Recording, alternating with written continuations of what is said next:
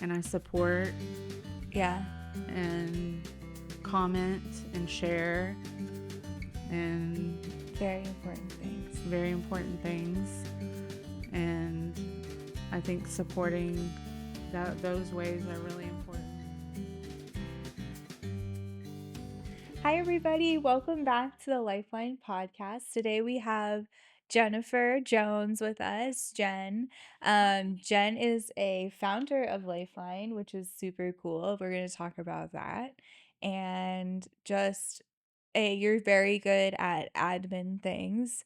I always used to say it was like me driving around in the car and Jen on the comms back home, like telling me what to do. Like, turn left here, turn right there. Yeah. So thanks for being on, Jen. And yeah, I'm excited to talk today. Thanks for having me. Okay, awesome. So let's start at the beginning. What do you remember about the moment I approached you in that Art of Coffee with my little PowerPoint about starting a nonprofit?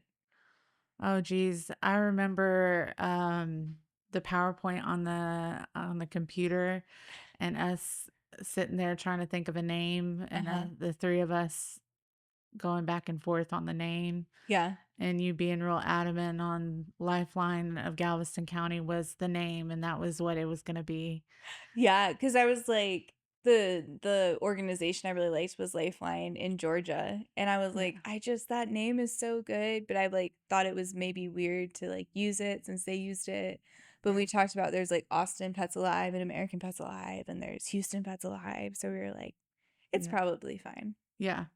Yeah. Yeah, and then coming up with the logo and having my daughter draw out our first logo as our example Yeah. of what we wanted it to be, and then going through and making it on Canva. Yeah. So It was cool. that was really cool. And it's still the same logo. Yeah, You're wearing it. this is actually our first shirt. We Yeah. had a friend of ours do it Amanda. on Amanda, one of our very first shirts. I don't have my glitter. Mine got like ripped, like a dog bit it or something. But she made ones that were like glittery too. Yeah. Yeah, that's cool. Yeah, The OG shirt. very OG. We had a dog wearing the shirt in one of our advertisements. Like our first fundraiser. Yep. Mm-hmm. Yep. Cool. Okay, so you volunteered for admin work for years. What kind of behind the scenes things were you doing back in the day? Oh man, I would schedule appointments. That was like the biggest thing, was scheduling appointments for TNR. That was like when we started, that was like all we did was TNR. Yeah. TNR, TNR, TNR. That was like the biggest thing, was TNR. Answering the phone, and doing social media. Yeah. A lot of social media stuff. Graphics for the social media.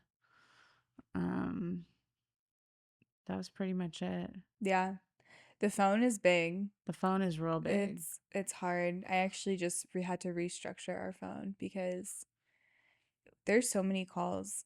Like so many calls that even back then, I mean, now that we've like been around longer, it's even more and more and more and more calls, but like even when we were just a little organization, that thing would ring and you would have like hour-long conversations sometimes with people. Yeah. Yeah. And then they'd call back For another hour-long conversation. Yeah. And they'd tell you their whole life story. Good work. It was good. It was good work. And I mean that it's hard because like we used to have like a free spay neuter option that just wasn't something that was going to be long term, which made sense, but we had to turn away from like our heavy TNR stuff because of that. But I would love to get back to that someday because it's so needed. Very much. It's very much needed. And it's very complicated too. Like the people would be like, well, they're my cats, but like they're not my cats.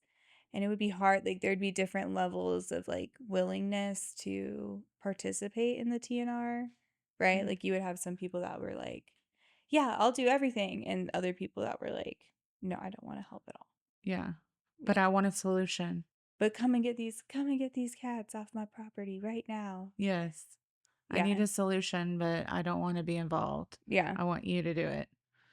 And Yeah. then you'd spend all the time talking to them about it, and then they would not do anything about it. Or they would no show to an appointment. Yeah. We should say though, there was like 1,000 cats both of those years that got fixed. So thank Yeah. you to all of those people. Yeah. Because there were Definitely. definitely there's some good eggs in there. Yeah. You remember like Frank? Do you remember Frank Oh yeah. with like he got like 30 cats fixed through us. He'd start. And he would He'd still always be doing it too if we let him. yeah, I know. Yeah. There's good people out there. Okay. Um in those early days when we were just figuring things out, what was the biggest challenge we faced as a tiny organization? Money. Money. Oh my God, it's the same issue. Yeah. Sad. It's Yeah. money. It's Mm-hmm. it's fundraising Yeah. because organizations can't just run on good looks I and wish. hopes and dreams. I know. Mm. It's Yeah. hard. It is hard. It is hard. But yeah, no, money was the issue then too. Um okay, you were instrumental in our TNR efforts. What drew you to community cat work? And I feel like you're still a big advocate of community cat work. Oh, definitely. Why? I don't know what it is that draws me to the outdoor cats, but I just see them and they're just so helpless and I just want to save them all, you know? Yeah. But I've just been ever since I worked at the county, I just saw that there was a huge need for community cat help and there wasn't anyone That's helping so many them. calls, right? Yeah, so many calls and there was no solutions. Mm-hmm. And I knew that there could be a solution, but nobody was doing it. Yeah. So I wanted to be able to help. And that's what drew me to it is actually being the solution, doing the work. Yeah. So, Absolutely. And there is now better resources than there were. So there's Snip in League City. They do $23 spay neuters Monday, Tuesday, Thursday, Friday, I think possibly Wednesdays now too. And they do like 5 to 6 walk ins. Animal Alliance still has their board. Fix Your Pet has special pricing for feral cats. And then also outreach at fixyourpet.com. People can email them if they have outdoor cats and they really can't afford spay neuter. and pregnant cats, I Or think. pregnant cats Yeah. too, the pregnant hotline. So way more resources now than there were. Yeah. But it would be great to still have like more resources to just go and send people out in the field to pick up the cats and get them fixed. Yeah. Return to Field is a really cool program, and that's one we like advocated for a long time in the shelters. Galveston Island Humane Society has that Return to Field program. And I would say they are probably, in my opinion, one of the best at handling cats in the community, Galveston Island, because they have that TNR.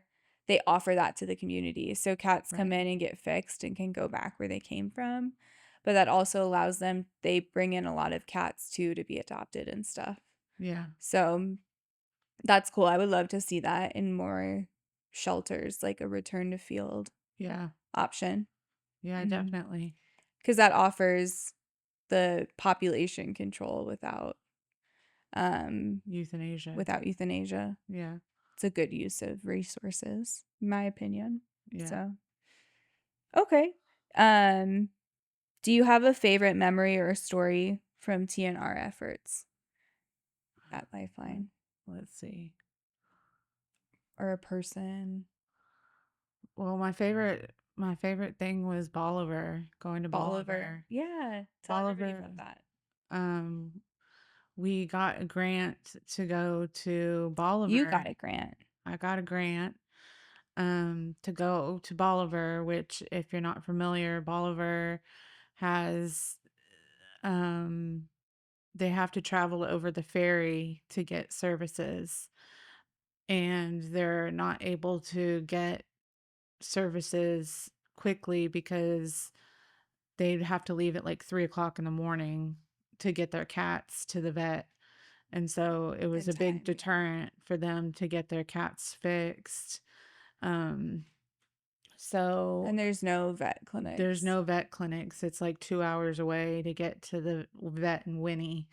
Mhm. So we got a grant to bring a mobile vet out there and did, I think, 70 cats. Yeah, I right think. around there. Yeah. We And then did, we took back that time like 15 or something to the okay, adoption center. yeah. Yeah. Um, and it was just a great experience seeing how grateful all the people were. I mean, just were just beyond grateful that we were out there asking when we could do it again, Yeah. and it was a really They were fun, asking like, could we do this for dogs too? yeah, Yeah. it was just a great experience. I loved being down there too. It was just like the people were so friendly. The gentleman who owns the Texas Crab Festival location, Yeah, they let us use that for free, yeah. like under the nice pavilion. And um, the grocery store people were nice. And Oh yeah, when we had the grocery store, they had like 20 cats out there, and we went out and trapped like yeah, 7 cats, I think, yeah. and got them fixed. We had cats showing up with like fish heads in the trap. Oh yeah. Just like crazy Crazy, stuff. Yeah. crazy stuff. People People showing showing up no with no shoes. shoes. Yeah. We were like, you know what? Come on, bring us these cats. We'll fix them. And they're grateful for it too. Yeah. Yeah, very much so. Yeah, they were fun people.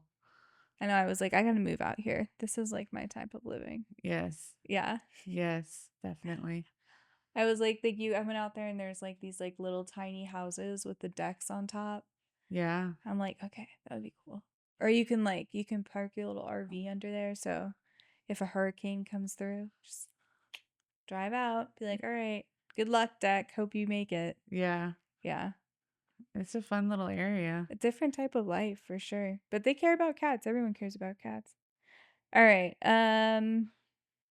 What do you wish more people understood about TNR and feral cats? That they deserve a chance. Mm. That they're not just that they're not out there just winging it, you know. Yeah.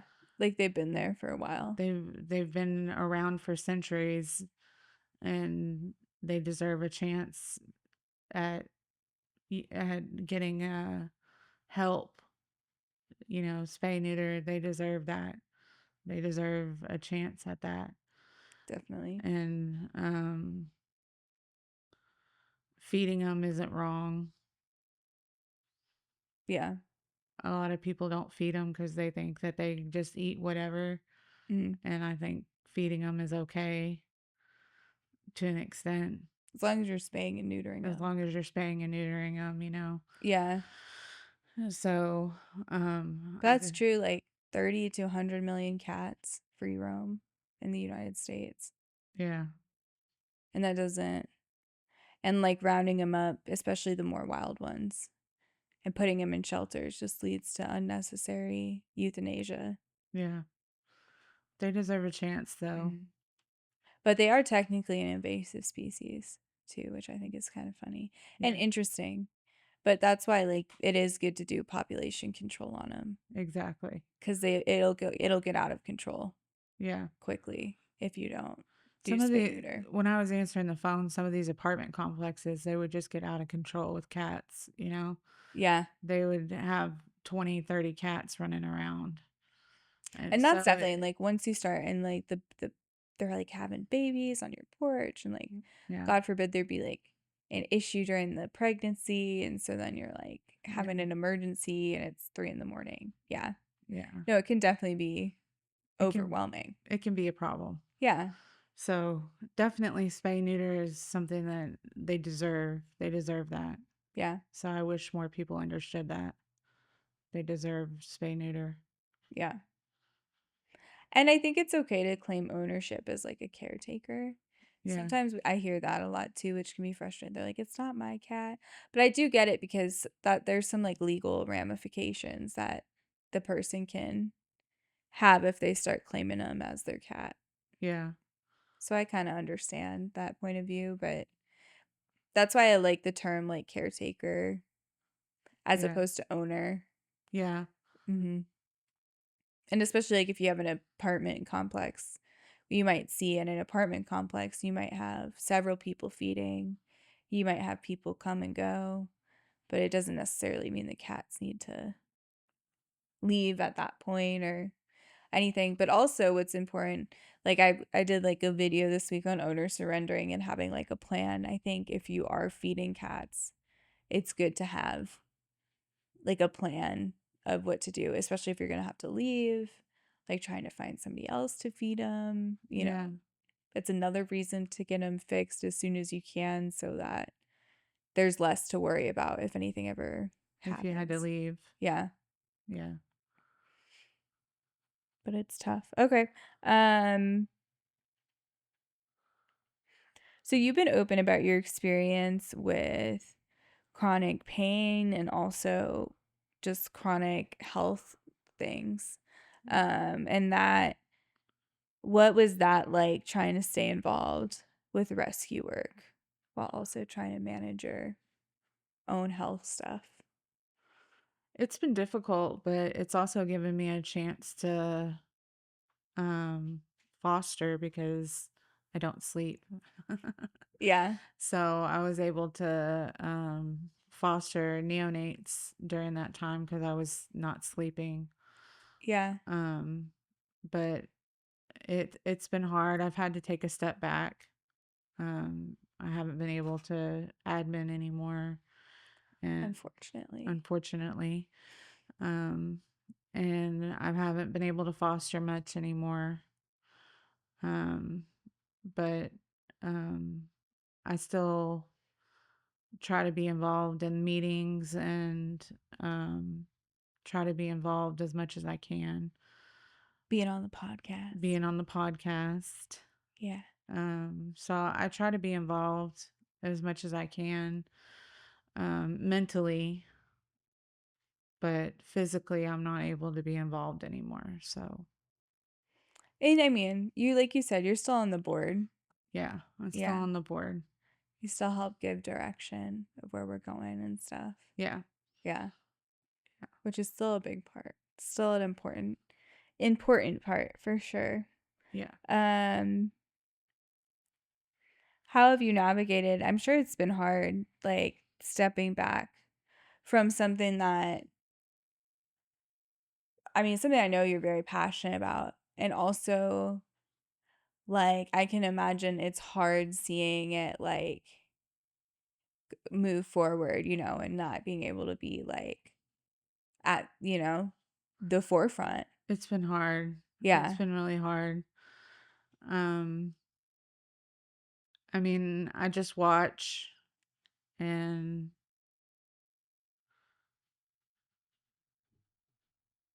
I just watch.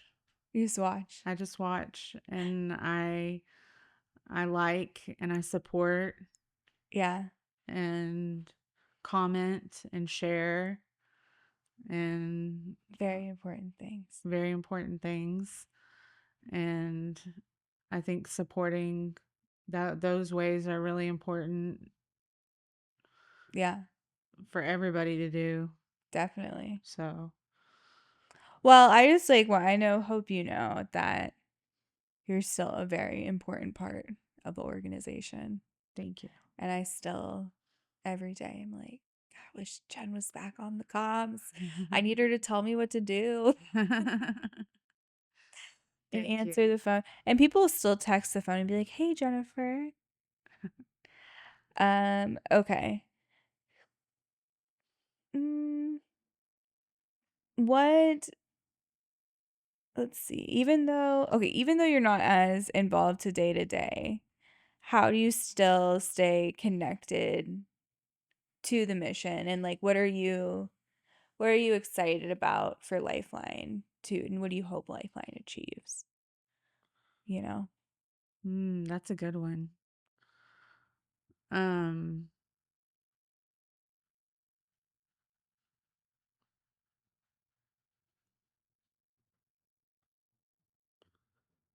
I really am excited to see Lifeline get more adoptions. Like I get excited when our adoptions are up. Yeah, Um, I know that they fluctuate a lot. So that's one big thing that I look forward to seeing is adoptions. increasing adoptions. Increasing in adoptions. Okay. Yeah. What about like community outreach stuff? I know that's Yeah, something that you've been passionate community about. outreach is really important. I'd like to see the shot clinics come back. Yeah. That was really important to me. Yeah.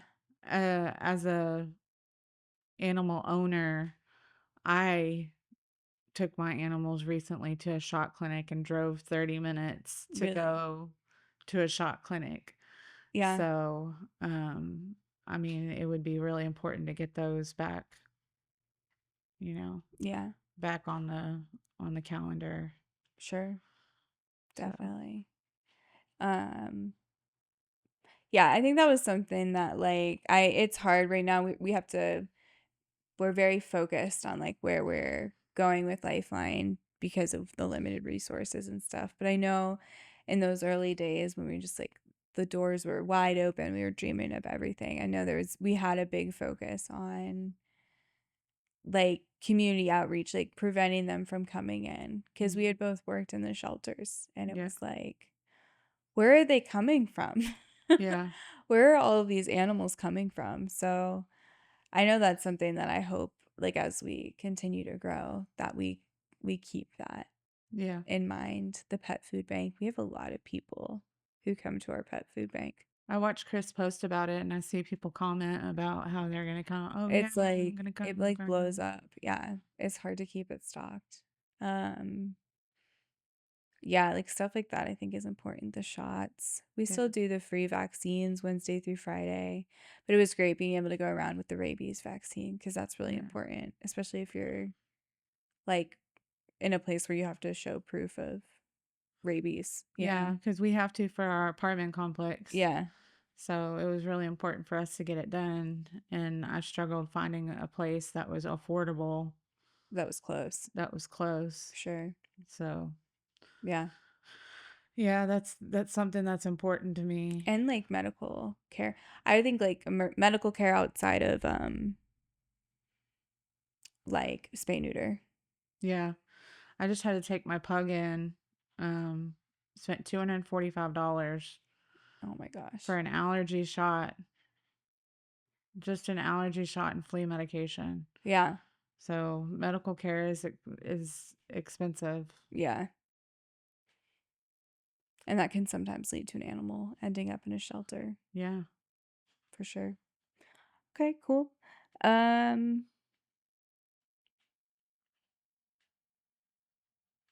what's something funny, weird, or heartwarming you remember from early Lifeline days?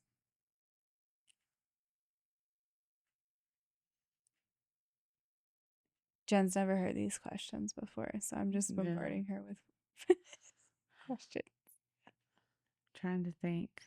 Um,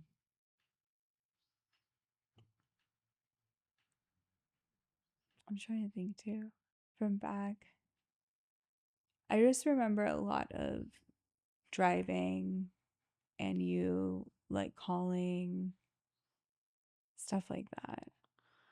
yeah, I did a lot of calling. A lot of calling. You'd be in the car with traps loaded and I'd be like, where am I bringing these traps? Or I'd be like, this is like the hood. This is like a hood. I don't think I should be here by myself. Can you stay on the phone with me? Some of that. yeah, Yeah. a lot of that. A lot of fostering. Yeah. I Like, did a lot of fostering in the early days okay. when nobody would step up For the neonates. for the neonates. Yeah. Yeah, a lot of fostering. You have your neonatal, you have your incubator. Yeah, Yeah. I'm an incubator still. Yeah. Yeah. Uh, Good. Lots of fostering. I remember our very first cat from the dike, Oh my gosh.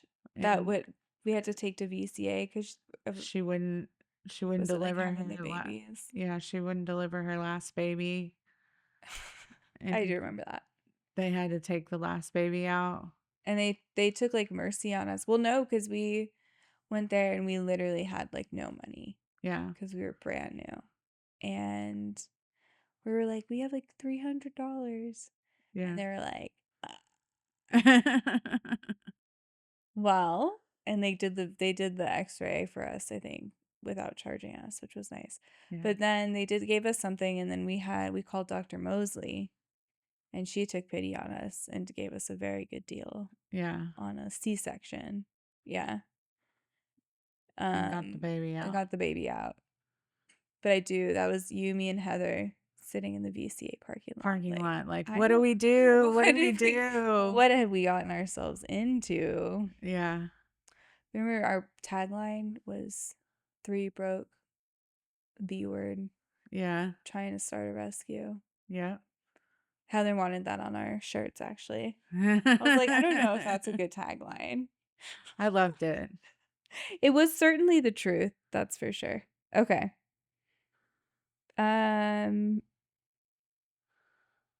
What is your favorite foster or community cat you ever helped? This will be our last one, our last question. Do you have like a favorite foster kitten or a community cat?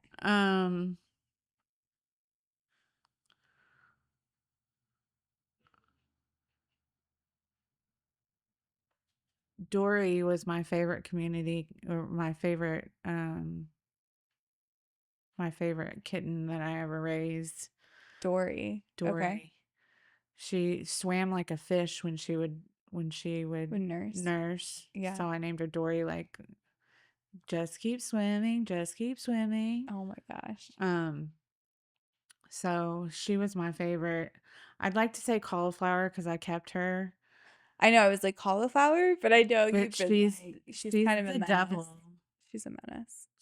She's the devil cat. She had to go on Prozac, right? She had to go on Prozac. Prozac didn't work for her. So she's not on Prozac anymore. She bites people. She's got megacolon. Now she's randomly peeing on the floor for no reason. Dang kitties. So I don't know what to do with her.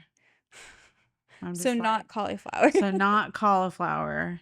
That was an impressive foster, though. That was the most memorable foster because Yeah. she literally was on death's doorstep and she shouldn't have lived. And I was able to get her to live. She was literally fading for hours and hours and hours, and I was able to get her to live.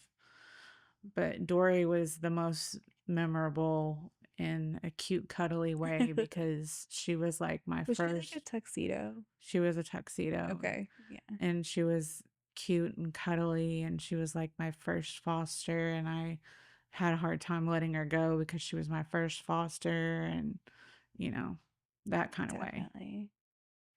So Makes sense. yeah. Well, thank you. Thank you for being a part of Lifeline from the beginning and sticking with us. Thank you for entrusting me with Lifeline and inviting me to be a part of Lifeline. Yeah. It would not have gotten off the ground without you. I would just be driving around aimlessly. Sure. So thank you. And yeah, excited to see what we'll do over the next few years. Yes, definitely. All right. All right, everyone. Talk to you later. Bye.